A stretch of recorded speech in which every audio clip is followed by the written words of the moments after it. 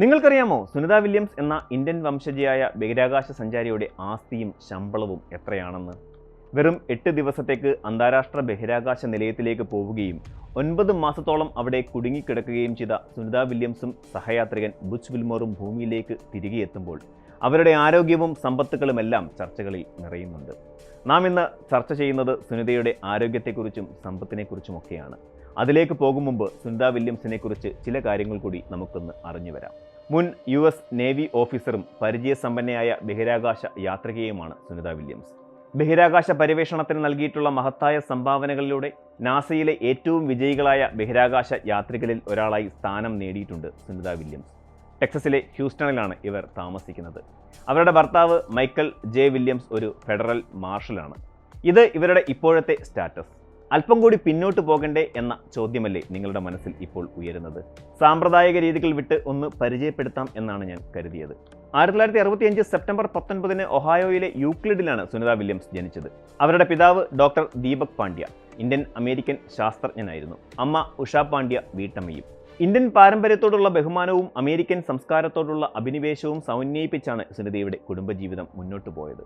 Sunitha physical സയൻസിൽ ബിരുദവും engineering മാനേജ്മെൻറ്റിൽ master ഡിഗ്രിയും നേടി. പിന്നീട് അമേരിക്കൻ നേവിയിൽ ചേർന്ന് ഹെലികോപ്റ്റർ പൈലറ്റായി പ്രവർത്തിച്ചു. 1998 നാസയുടെ ബഹിരാകാശ യാത്രിക പരിശീലനത്തിന് സുനിത തിരഞ്ഞെടുക്കപ്പെട്ടു. പിന്നീട് അങ്ങോട്ട് ബഹിരാകാശ ദൗത്യങ്ങളിൽ ഇന്ത്യക്കാരും അഭിമാനത്തോടെ പറയുന്ന പേരായി സുനിത മാറുകയായിരുന്നു. സുനിത വില്യംസ് തൻ്റെ ബഹിരാകാശ യാത്രകളിലൂടെ നിരവധി നേട്ടങ്ങൾ കരസ്ഥമാക്കിയിട്ടുണ്ട്. സീറോ ഗ്രാവിറ്റിയിൽ ജീവിതം എങ്ങനെ സാധ്യമാണെന്ന് പഠിക്കുന്നതിൽ സുനിത വില്യംസ് വലിയ പങ്ക് വഹിച്ചു. അന്താരാഷ്ട്ര ബഹിരാകാശ നിലയത്തിൻ്റെ നിരവധി പരിപാലന ജോലികളിൽ സുനിത പങ്കെടുത്തിട്ടുണ്ട്.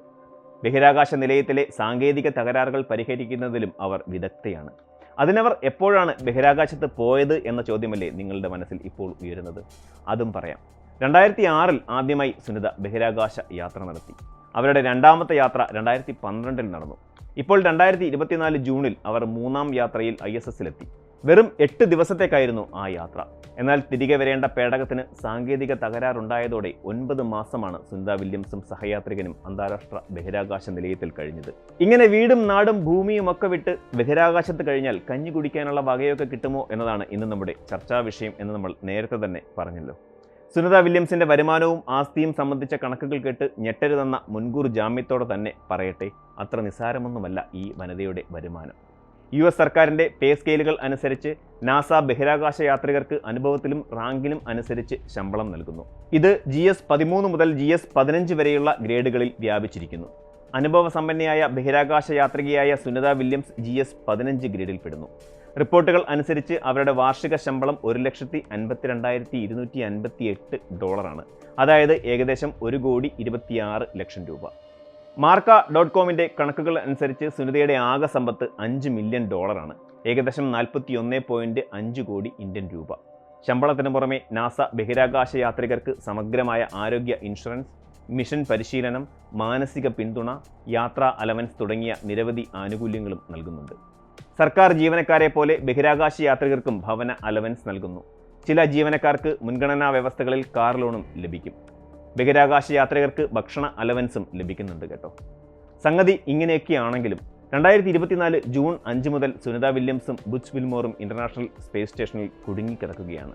ബോയിങ് സ്റ്റാർലൈനർ ബഹിരാകാശത്ത് എത്തിയതിനു ശേഷം നിരവധി സാങ്കേതിക തകരാറുകൾ നേരിട്ടതാണ് ഇതിന് കാരണം.